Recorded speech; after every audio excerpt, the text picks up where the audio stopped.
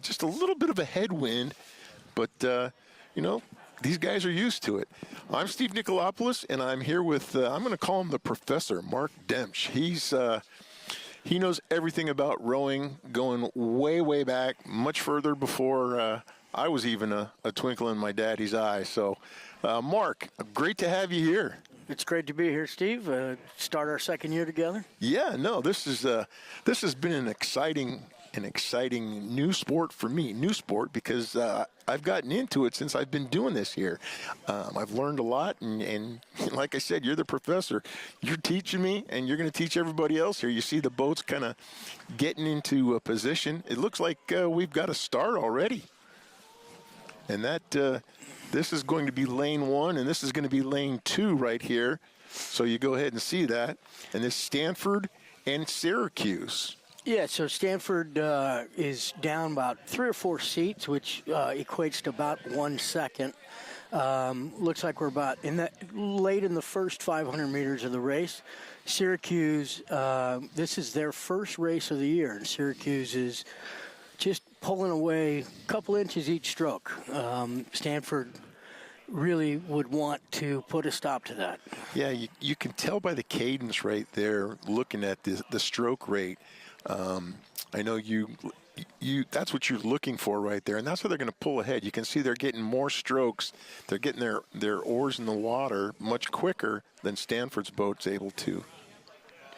Yeah, so Syracuse is rowing a little bit high still. They're at 39 strokes a minute, which is a couple of strokes above where you're going to want to spend 4.5 minutes of real intense work. But Stanford's right there with him at a 39 as well. So we expect, especially a little bit of a headwind, the race is maybe 10 or 15 seconds longer than in flat conditions.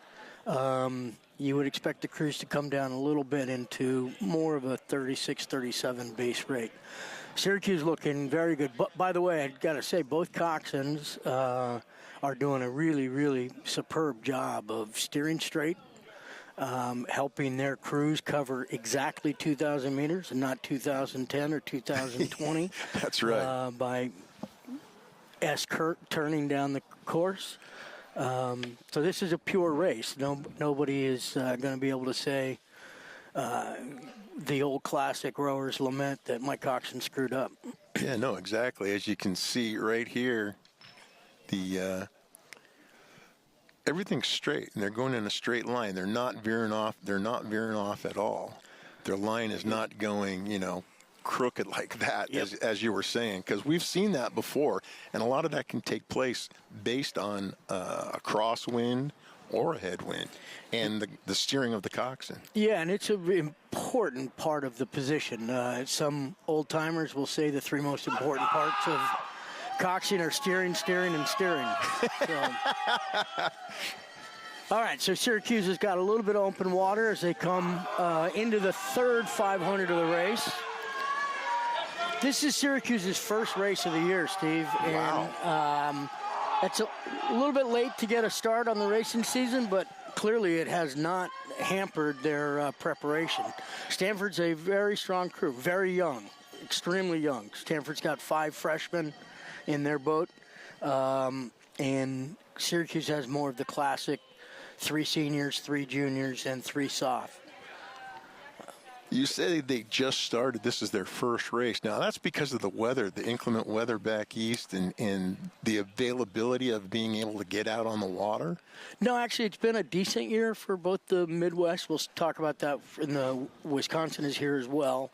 So the extreme winters haven't happened in the last few years in upstate New York and in the Great Lakes region. So they're getting up pretty good water time. Syracuse, for whatever reason, wanted to just lay back a little bit. That part of their schedule, yeah. Save the engine for the finish. Yep, they're 2 months away from the national championships, so there's still plenty of time to get race ready. You kind of see the water going right there, and the coxswain there, and as a matter of fact, we've got some wind going this way, and they're coming into a headwind. So this is going to be the open part of the race course, and this is a hard place to go ahead and navigate as the coxswain. And fight the wind. You don't know what you're coming into, right? You know, it swirls there. Exactly, and we're in the open part, the most open part of the race course. There's a big diamond in case we wanted to turn an oil tanker. They made this huge diamond in the middle of a very tight little canal. Yeah. And that's the big challenge for the coxswains. You come from a fairly protected, very narrow body of water out into a pretty good wind. And both coxswains handle it very well. Not a surprise, the Syracuse coxswain is a senior with a lot of experience. He's been in some big races, Michael Harris from Florida. But really good to see the Stanford coxswain, a freshman, doing a good job on this course. It is a challenging course. Yeah, he's a young kid, undeclared, from Illinois. So that's what, Keenan Alford? Right, and this is Stanford's second race. They started in a real tough sledding last week in a regatta in Florida that had 6 of the top 8 preseason ranked crews, and Stanford